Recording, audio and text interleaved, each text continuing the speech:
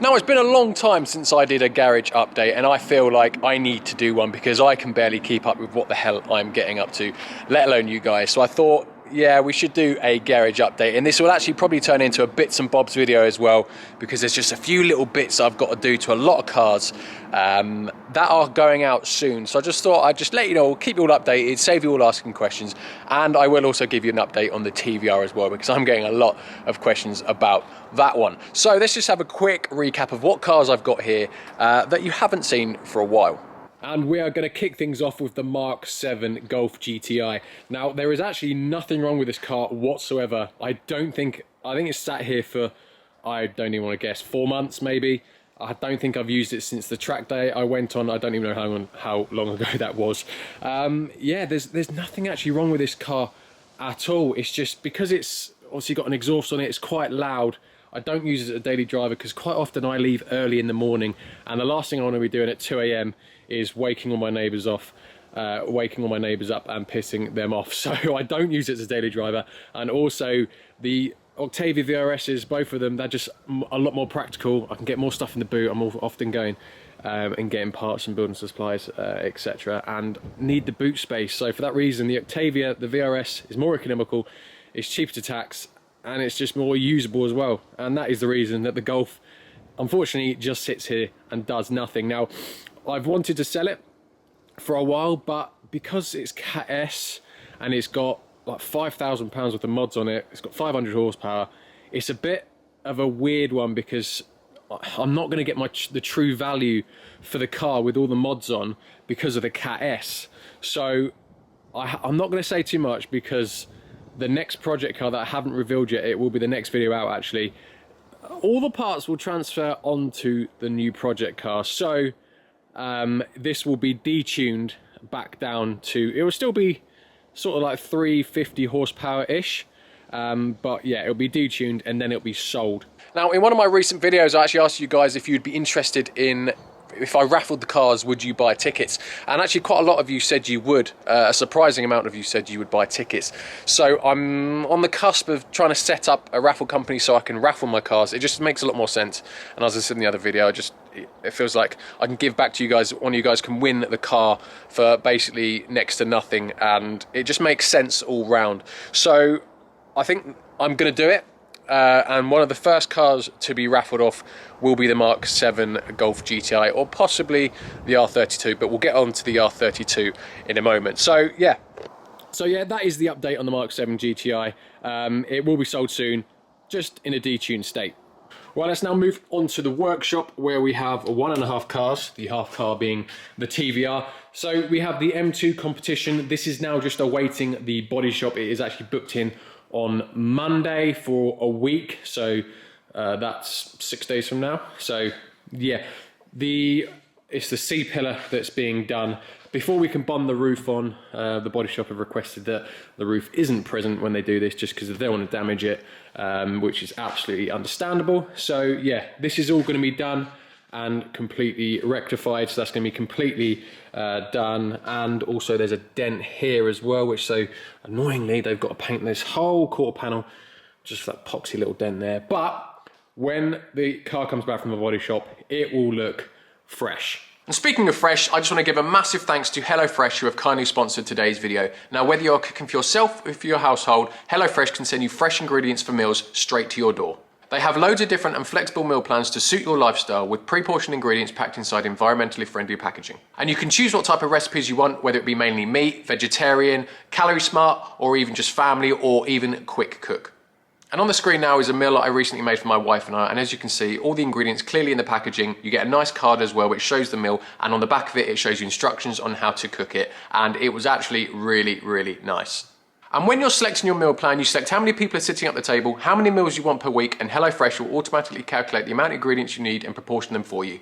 So not only do you save time and money, you save on wasting ingredients as well, and also I found that clearing up is a lot easier as well because you have the right amount of ingredients, there's no wastage, so it was just a lot easier. There are no commitments, you can pause or cancel at any time. So if you click the link in my description, and you'll get 50% off your first box and 35% off your following 3 boxes after that. So a massive thanks to HelloFresh for sponsoring today's video. And on to the TVR, and a lot of you guys have been asking for an update on this car, and it is feeling slightly sorry for itself at the moment. Now the TVR is a little different because that is a very big project. It is a long-term car. It is not a car that I see myself selling in any distant future, short-term or long-term, and it's gonna cost a lot of money to restore. It is not a £5 job, it is much more than that. So yeah, I am accumulating funds to be able to restore that. I don't want to have to send it all off and do half a job because I can't afford to restore it. So I want it done properly, and unfortunately that just does take time. So the TVR it will be back. I don't know when, but once I've got enough money together, we'll get everything kind of done at once, and it will be back on the channel. But I don't want to just bring it back for one video and then I've got to save up money again to do the next video. I'd rather just kind of, the next time it's back, I want to be able to like do it all, if you know what I mean. So don't worry, the TVR isn't going anywhere. It is a long-term project, and yeah, it will be back soon. Right, now moving back outside, and we have the Golf R32. Now this car is again absolutely fine, there's nothing wrong with it whatsoever. It is actually for sale on Auto Trader. I'll put the link in the description to that. I'm actually surprised it hasn't sold yet, because this by far is the best R32 for sale on Auto Trader, and it is by far not the most expensive either. Now the condition of this thing is absolutely immaculate, and I'm not in a rush to sell it because they are going up in value, no doubt. The Mark IVs are already into the 20s. This will inevitably go the same way at some point. So yeah, I'm just not that bothered. It's such a good looking car as well. I'm not that bothered if it doesn't sell instantly. But if anyone is interested, yeah, I'll put the link in my description for this. Next up is the RS6. Now, as you guys will know, the engine needs to come out of this because it's burning excessive oil, too much white smoke coming out of the exhaust, and narrowed it down to the turbos need either replacing or reconditioning. Now, this is a big job. The engine has to come out, and this isn't a light car, so once the engine's out, it's not a car that can be easily pushed around the workshop to make way for other cars. So once it's in, it's kind of in, and it's a big job. And the fact that the car's not depreciating, I'm quite happy for it just to sit there for the moment and concentrate on some other things. The fact that it's a big job as well is the reason it's still sat there. We will get onto it at some point, but yeah, just not yet. So that is the RS6. Now the Mark III VRS is now what I'm daily driving. I have now moved into that, and I'm slowly going to wrap panels, and I'll probably show you when it's all done, but that is now for now my daily driver. Which means the Mark II is now surplus to requirements. Now I have already taken a deposit on this car. Someone messaged me on Instagram actually a long time ago asking for first refusal on this, so I am in contact with him at the moment about him having it. So there is a few bits I need to do to this, and we'll probably do maybe in today's video. Like, I have two Mark 7 GTI alloys and two Skoda VRS alloys. So the plan is to basically put all the Skoda alloys back on it and have a check over it and make sure it is ready for sale, and also need to clean it as well. But I've had this car now 3 years, and it has been absolutely great. I mean, as I say, it helped us move house, and it has been such a good car. So I will be sad to see this one go. And brilliant, it's now started, absolutely pissing it down. We have the Mark V Golf GTI as well, the engine rebuild one. Click in the top right hand corner if you haven't seen the engine rebuild series of this. Yeah, this one again is fine. I've actually sold it.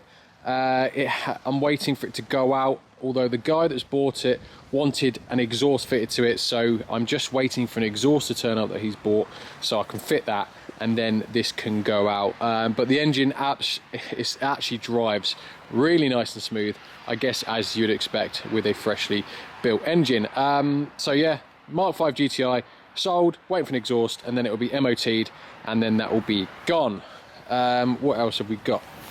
And last but not least, we have the Ibiza. Now, the last video on this, I think we took it for a drive and the engine mount was banging. I have since fitted a second-hand engine mount. It has stopped banging, so that is all good. So again, this car is done. I have just ordered some hubcaps just to go on there, so that will actually make it look pretty tidy, and I've got to get some number plates for it as well. So this car will be up for sale I don't know how much it's worth. I think probably just over £1,000. I'm happy to take sort of 750 for it because of the fact that it was disgusting inside. It is all clean now, obviously, but if anyone's interested in the car, 750, good little run around. Let me know in the comments. The exhaust still sounds awful, but I don't know, some of you might like it. Now, I did say we were going to do bits and bobs to a few other cars. One of them was the exhaust, but that never turned up for the GTI. The hubcaps also never turned up, so I'm pretty snookered, and there's not really much I can do. So the joys of things not going to plan. Shock.